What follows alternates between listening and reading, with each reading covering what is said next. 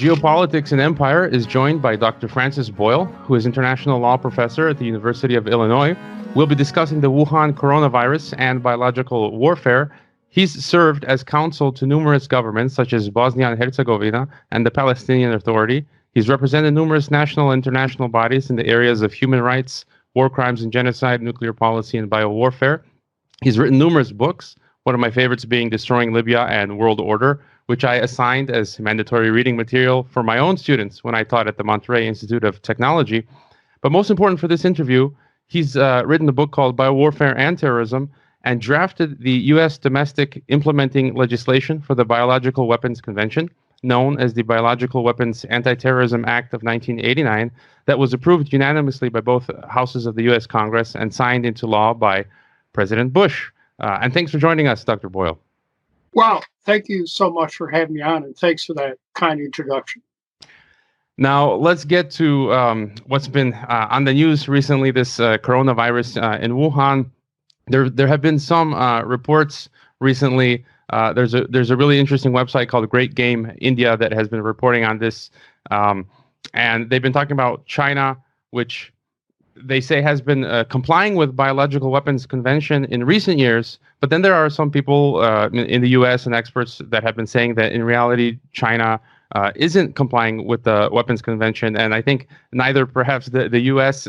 As well. And, you know, I'm wondering if China is developing its own biosafety level 4 lab in Wuhan and elsewhere as, you know, as a type of deterrence.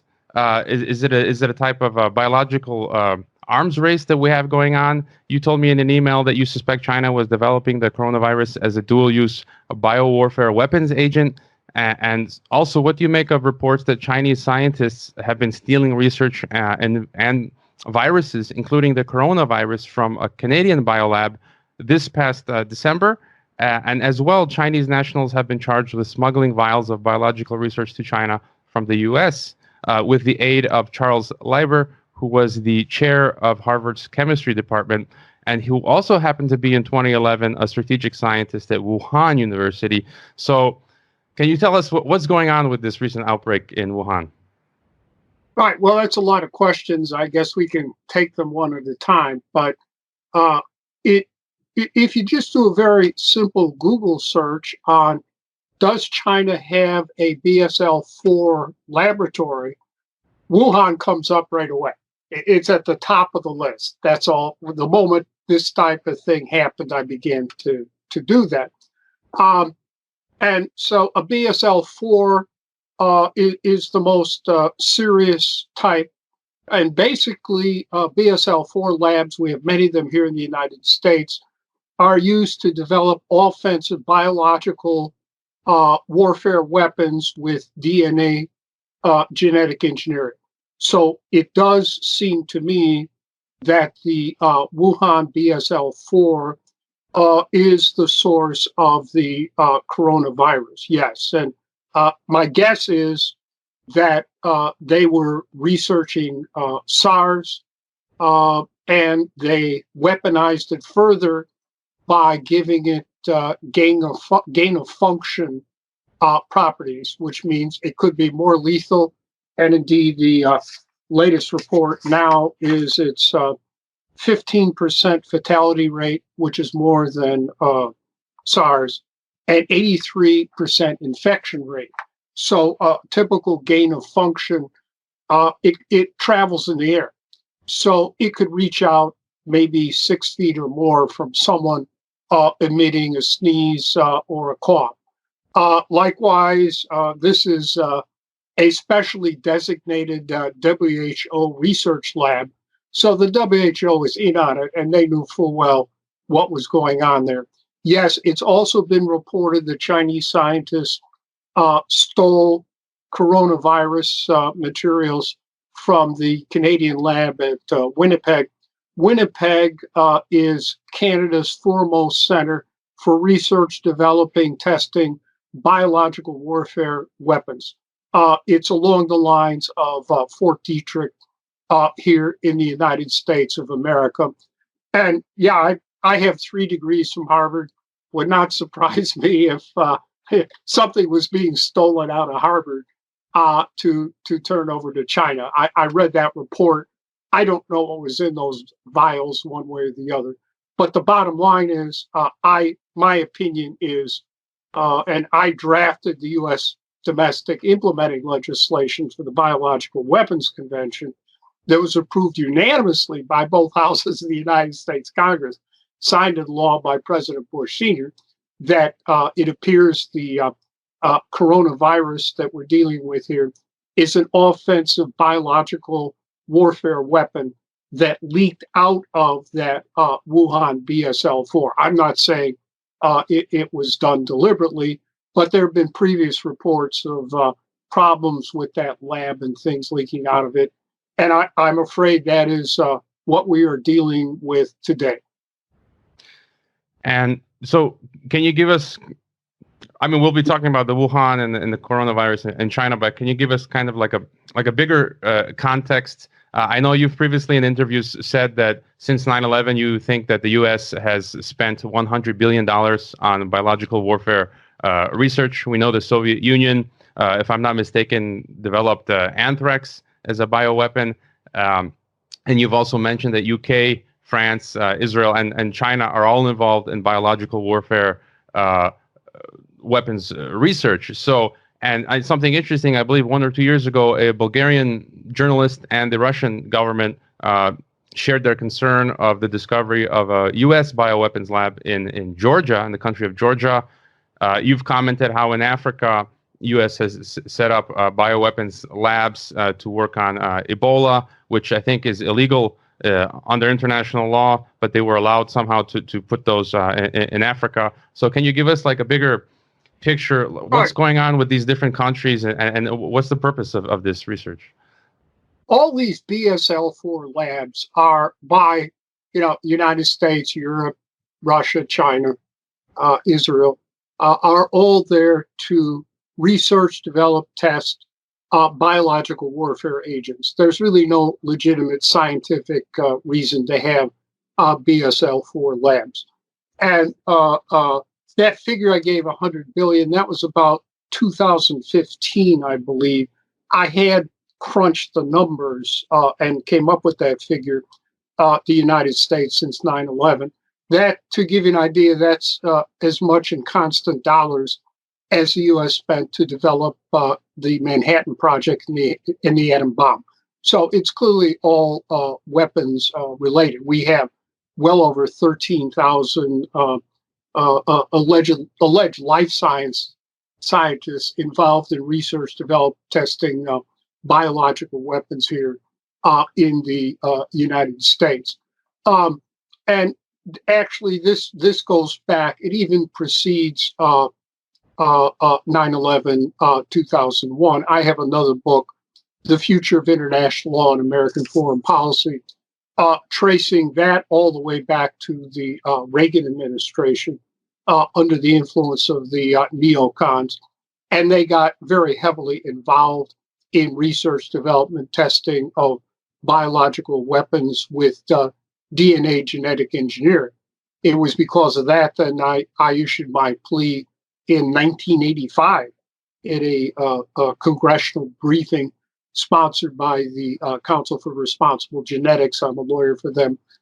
They're headquartered in Cambridge, Mass. All the MIT, Harvard people are involved in that, the principal ones. And then they asked me to draft that implementing legislation. So the implementing legislation that I drafted was originally designed to stop this type of work, death science work, I call it, by the United States government. And then after 9/11, 2001, it just completely accelerated. My current figure, that last figure, 100 billion, I haven't had a chance to recrunch the numbers because I just started classes, but you have to add in about another 5 billion per year. So basically, this is an offensive biological weapons race by the United States government, and it's been and with its assistance in Canada and Britain. And so other states of the world have responded accordingly. including Russia and China. They were going to set up a whole series of BSL-4 facilities as well, and Wuhan was the first, and it backfired on them. So, I mean, would you basically consider what happened in Wuhan just boil it down to ineptitude or incompetence on the Chinese part? Well, it's criminality. It does appear they stole something there from Winnipeg. This activity that they engaged in clearly violates the Biological Weapons Convention. Research development of biological weapons these days is an international crime. I mean, the use of it would be. And that was criminal. I'm not saying they, deliberately inflicted this on their own people, but it leaked out of there. And all these BSL-4 facilities leak. I mean, everyone knows that who studies this. So this was a catastrophe waiting to happen, and unfortunately, it happened. And the Chinese government under Xi and his comrades there have been covering this up from the get-go. The first reported case was December 1. So they've been sitting on this until they couldn't anymore. And everything they're telling you is a lie. It's propaganda. The WHO still refuses to declare a global health emergency. Its head, Tedros, was over there shaking hands with Xi and smiling and yucking it up. The WHO is in on it. They've approved many of these BSL-4 labs. They know exactly what's going on. And that is a WHO research-approved laboratory. So they know what's going on, too. So you can't really believe anything the WHO is telling you about this. Either they're up to their eyeballs in it, in my opinion. I'd probably agree with you that this outbreak in Wuhan was, I mean, an accidental leak from the laboratory, but it's just your thoughts. I mean, it's happening at quite an opportune time because, namely, we're smack in the middle of a U.S.-China new Cold War, which is currently characterized by economic warfare, such as the trade war, among other forms of hybrid and technological warfare. And it seems the Wuhan outbreak will likely hit the Chinese economy hard. The Chinese are flat out dismissing any idea that the U.S. Is involved, and like I said, it's probably they made mistakes in the Wuhan lab. But I mean, what are your thoughts, if of any seemingly? I mean, this would benefit the U.S. When the outbreak occurred, of course, I considered that alternative too. You always have, when you have an outbreak, you're never quite sure who or what is behind it. It certainly isn't bats. I mean, that's ridiculous. They made the same argument on Ebola in West Africa. I demolished that online. You can check it out. So I kept competing theories about this. But right now, when you originally contacted me, I said I wasn't prepared to comment because I was weighing the evidence. I'm a law professor and a lawyer. I try to do the best I can to weigh the evidence. But right now, that Wuhan BSL-4, in my opinion, is the most likely source. Apply Occam's razor, the simplest explanation. I'm not ruling out, some type of sabotage, but right now, I believe that is the source here. And you mentioned the WHO, and I'd like to just get your thoughts on the WHO and the big pharma. There's also some analysts who are downplaying this news media hype of the coronavirus. I mean, you've just said that it seems to be lethal, but if we go back a decade to the 2009 swine flu, which I believe didn't have too many casualties, but I think profited greatly the pharmaceutical companies. And if I recall that back in 2009, many countries purchased great stocks of the vaccines, and they ended up not using anywhere from 50 to 80% of the vaccines that they purchased. You've previously stated that in an interview that the World Health Organization is a front for big pharma, if I'm not mistaken. Robert F. Kennedy Jr.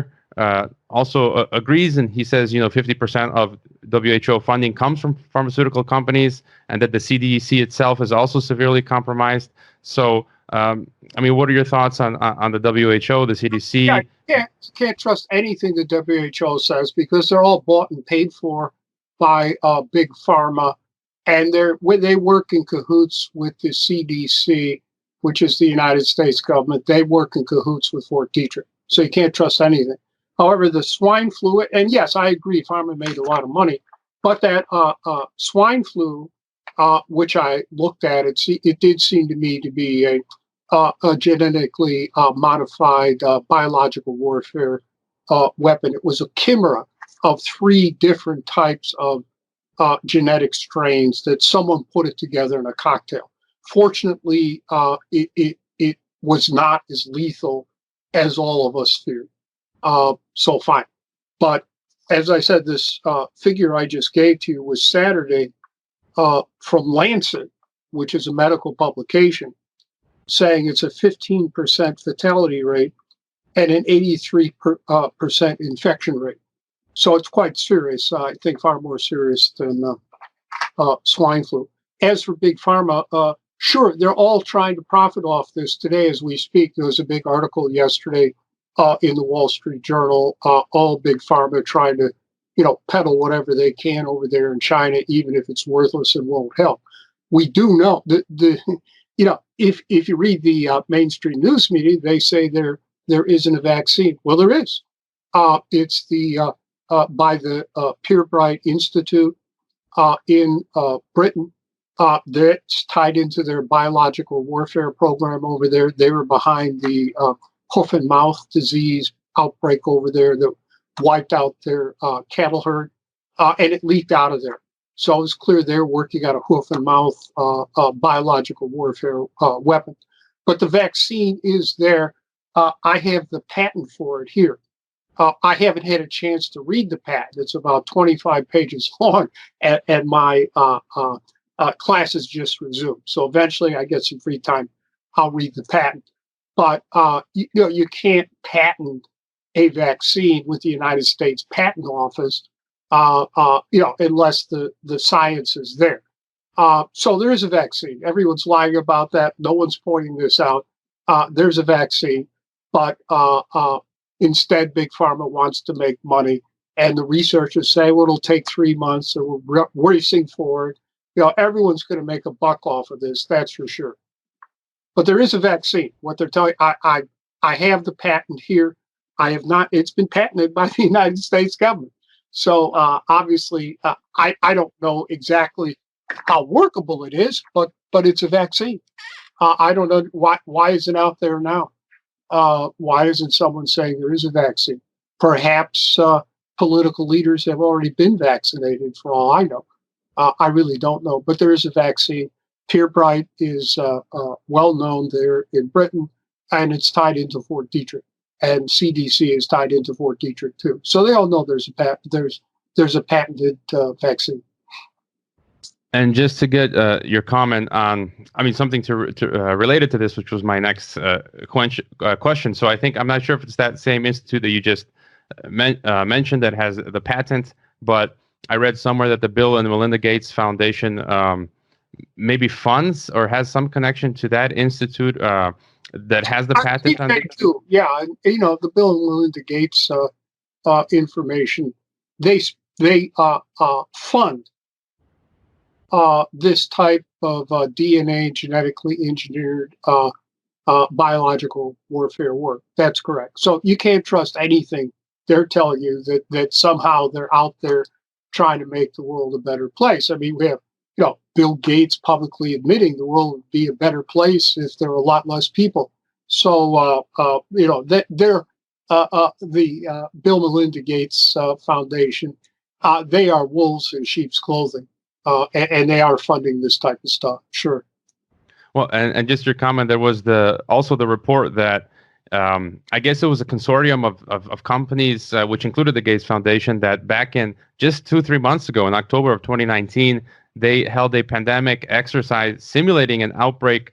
What are the chances specifically of a coronavirus? And I don't know if it was called Event 201. People can find this online, and they gave a list of 7 recommendations for governments and international organizations to take. I also find that kind of interesting how they had this simulation.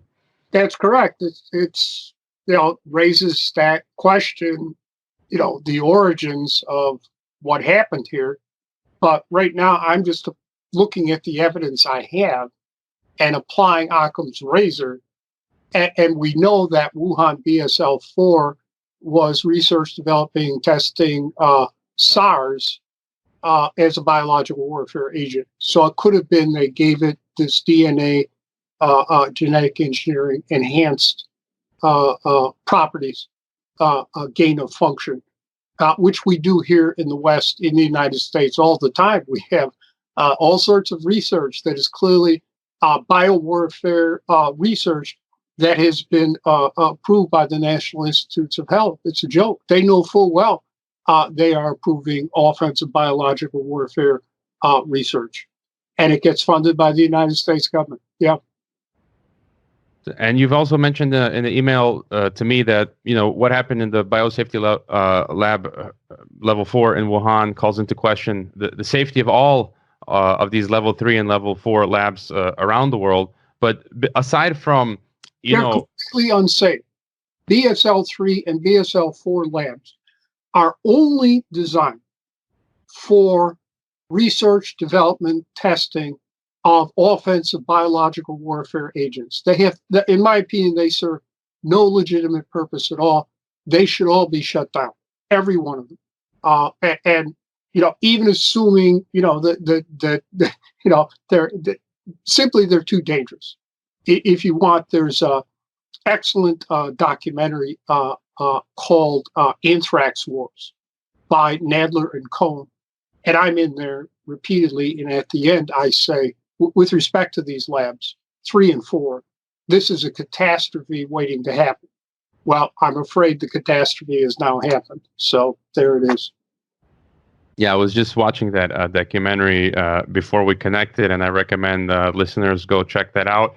Do you see in the future any countries, if we come to a conflict between U.S., EU, Israel, Saudi Arabia, Iran, China, Russia, you name it, do you see any of these countries actually utilizing these biological weapons it's illegal under international law, but we know, like in the past, that international law isn't followed. Do you think that there's a real danger of this escalating? For sure. That's the only reason they develop these biological weapons is eventually to be used. Sure. It's like the Manhattan Project. We put all that money into developing an atom bomb. And even though it was not needed to end World War II, they still nuked Hiroshima and Nagasaki. So, yes, I think that's correct. And also, these can be used covertly.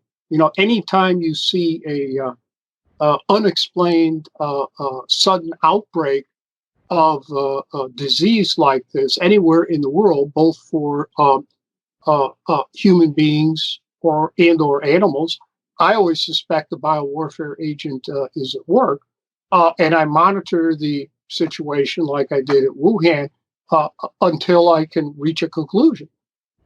So, yes, they can be used. And as for the United States government today, they are fully prepared, armed, equipped, supplied to wage biological warfare with anthrax. These other more exotic things, I don't know, but they have the weapons, they're stockpiled, and we have to understand. If you read Seymour Martin Hersh's book, published about 1968, he won the Pulitzer Prize for Me Lie. He had the whole offensive U.S. biological warfare industry in there back before it was illegal, okay, and criminal. And basically, after 9/11, 2001, that entire industry, offensive biological warfare industry, has been reconstituted here in the United States with all these BSL-4, BSL-3 labs, well over 13,000 alleged scientists, sort of like Dr. Mengele, working on these things. And so other countries have responded in kind, like Russia, like China. Yes. France is involved. Britain's involved. Sure. And you mentioned covert use. I just wanted to get your thoughts. In the last few years, there was the the Russian double agent spy Sergei, I forget it, Skripal, who had been allegedly poisoned with Novichok out in Britain. And I thought it was funny. It just so happened where he was allegedly poisoned, he was right near Porton Down, I guess the British bio weapons lab, I guess the world's first bioweapons lab that was created in 1916. I mean, I don't know if you have thoughts on that whole incident. Right. Well, yeah, it was right down the street from Porton Down. So, applying Occam's razor, who do you think might have been behind this? And it was not a nerve agent. A nerve agent would have killed him immediately. This Novichok. It was something else like DX or something like that. So fine, but that I would just say that I don't think that was a coincidence. But there you go. Obviously, there's a lot of speculation on that. And something else that's kind of interesting, you've written in Biowarfare and Terrorism, your book, and there's also Graham McQueen, I think your colleague, who wrote The Anthrax Deception, the Case for Domestic Conspiracy. I agree with everything he said in there. That's correct. And I'm wondering also if this new war for biotechnological dominance, whatever you want to call it, if it can also be used kind of as a pretext for the centralization of political power and the initiation of wars, like I guess it did in the 2003 Iraq War. I mean, is this another danger that we get these events like now this coronavirus, and then governments will call for centralization of greater power and taking away some of our civil liberties? Sure. If you look at the October 2001 anthrax attacks here in the United States, that was clearly by elements of the United States government that was behind that. That was super weapons grade anthrax with 1 trillion spores per gram, and it floated in the air. So only a very sophisticated biological weapons lab like Fort Detrick could produce that.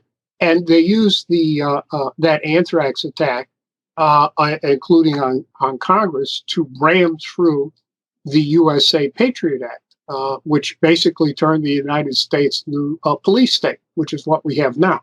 So, yeah, and you have to understand the Pentagon, Fort Detrick, maybe Dugway Proving Ground still has a stockpile of that super weapons grade anthrax that we saw in October 2001 that they can use the next time they want to do something like that to further develop the American police state. Right. Is there anything else you feel important to mention regarding this Wuhan coronavirus outbreak or biological warfare, or any other thoughts you'd like to leave us with?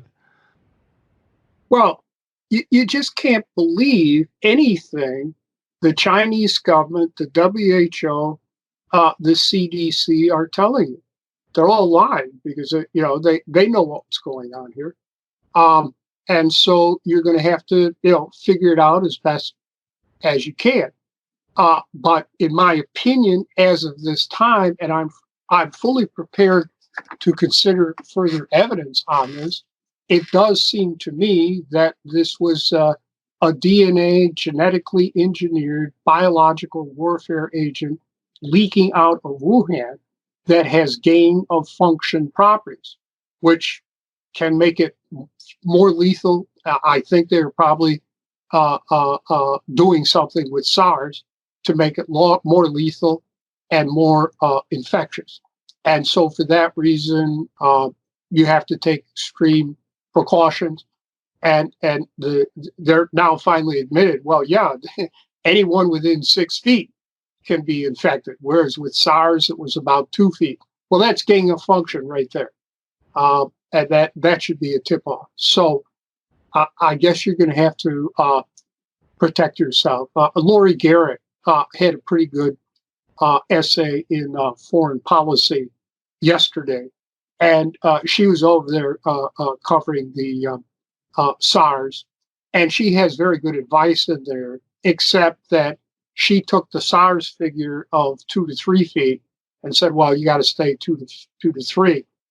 I think you got to stay at least 6 feet away because this is gain of function. It can float through the air and infect you, and it can get you in the eyes, any orifice, the mouth, maybe the ears. We're not sure at this point. Yeah, I'm here on the border of China with in Kazakhstan, and I was just reading today, that they're no longer allowing Chinese citizens into Kazakhstan. I think without a medical, like a paper medical check to get their visas to enter Kazakhstan. Those medical checks are worthless because this is just public relations by all the governments involved. Because there is a 14-day incubation period where people can still be infected. So someone could walk right through a medical inspection and pass it, get into your country, and then they come down with the coronavirus. So that's all public relations, in my opinion, by governments, and they know it. And they're just sending people out there with temperatures and things like that. It's not like SARS. This is more dangerous than SARS. As I said, I think that Wuhan lab, we know they had SARS in there that they were dealing with, and I think they enhanced it. And I'm afraid, that's what we're dealing with. But I'm keeping an open mind as to what other sources it might have, and I wasn't prepared to say anything until that Wuhan lab is right there, and it's dealing with coronavirus. So again, applying Occam's razor, it seems to me that's the simplest explanation here.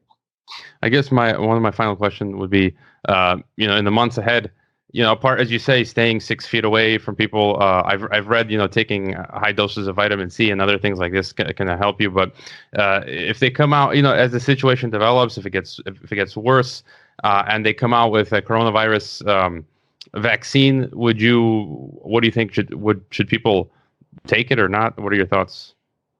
Well, what I would say is this: right now, if you look at the article in the Wall Street Journal, Big Pharma is trying to sell all sorts of, they're taking all their drugs off the shelf and say, well, let's see if it works, which is preposterous. Okay. The scientists are saying, well, we can get you a vaccine, maybe 2 to 3 months, but they're not tested. So what we do know, however, is that Purebright vaccine has been patented. So all I can assume is that might work. But I don't think I'd be taking any of these other vaccines. No, you have no idea what's in there. You'll be the guinea pig for Big Pharma. And, everyone's figures they're going to make a lot of money here. So I'll keep my eye open on this and how it develops. But I wouldn't trust anything they're trying to sell right now. They're just pulling these things off the shelf. And, if they do come up with something 2 to 3 months, even that's not going to be tested, in accordance with normal scientific protocol. So it's going to be a crapshoot. If it's going to help you, and indeed it might not help you, because they'll be using for these vaccines, these DNA genetic engineered vaccines, they'll be using live coronavirus, probably, and sticking it in there and giving you some live coronavirus on the theory you'll develop an immunity. That's the way a lot of these vaccines work out. That's what happened with the Ebola vaccine that created the Ebola pandemic there in West Africa.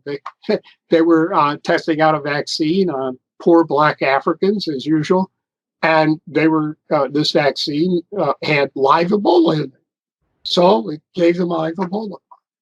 So I'd be very careful, even if they do come up with these vaccines 2 to 3 months from now. Very careful. Why would you want to inject live coronavirus into you? All right. I don't believe you have a strong online presence. How can people best follow your work? I suppose to search for interviews as well as get your books. Well, basically, I'm blackballed and blacklisted off all the mainstream news media here on purpose. As far as I can figure out, the U.S. government gave an order that I should not be interviewed by anyone. So I'm not. So I guess you could just put my name in there under Google, a Google alert, and some interviews might come up. But what happened was, right after the anthrax attacks of 9/11 2001, I was giving a lecture out at Harvard, my alma mater, and I was running a panel on biological warfare for the Council for Responsible Genetics. I'm their lawyer. And it was at Harvard Divinity School. And as I was going in, there was a Fox camera crew there from Boston. And I said, it looks to me like this has come out of a U.S. government lab. And we know they do research and develop testing on anthrax. Then I said the same thing there at Harvard. Then I gave an interview to a radio station in Washington, D.C. Then I gave an interview on that to the BBC, so the whole world saw it. And at that point, I was completely cut off, and I've been cut off ever since. So you're probably not going to hear too many interviews from me here. As for my book, Biowarfare and Terrorism, you can just get it at Amazon.com. That picks up the story pretty much from 9/11 2001 until it went to press. And then there are interviews I've given to an investigative reporter, Sherwood Ross, Sherwood Ross. And a big one I just sent you might want to put on your webpage that was pretty comprehensive. Yeah, I read that as well. I'll include the link in the description of this interview so people can go check that out. And yeah, you're not the only academic. I know others and have heard of others that similar things have happened, and that's just, I guess, the price we pay for telling the truth. And so, again, for listeners, if people want to have a broader context and deeper understanding of what's happening today, especially with biological warfare, as well as U.S. foreign policy and international affairs, I urge you to get Dr. Francis Boyle's books and listen to his interviews, as well as his colleague's book, Graham McQueen, The Anthrax Deception, The Case for a Domestic Conspiracy. And thank you for being with us, Dr. Boyle. Well, thank you. And again, please understand, these are my current opinions. I could change my opinion here based on more evidence. So I'm just looking at the evidence out there as I see it. And you have to understand, there is so much disinformation, lies, and propaganda that it's kind of very difficult to distinguish truth from fact. I'm doing the best job I can here. I hope you enjoyed this Geopolitics and Empire podcast and interview. I would like to remind you that our website is geopoliticsandempire.com, and you can sign up for our mailing list that goes out each weekend with the latest podcast and a long collection of important news headlines. It's good to sign up for the newsletter in case we experience censorship and deplatforming. You can help the Geopolitics and Empire podcast by subscribing to and interacting with all of our channels such as YouTube, Twitter, Facebook, Gab, Minds, and Steemit. You can also help us by leaving a rating and review on your favorite podcast platforms such as iTunes, Castbox, Stitcher, Spreaker, and so on. Finally, if you value our work and our mission and would like to see us continue interviewing experts from across the political spectrum, please consider leaving a one-time donation via PayPal or Bitcoin, or becoming a regular monthly supporter on our Patreon. All the links can be found on geopoliticsandempire.com. Thanks for listening.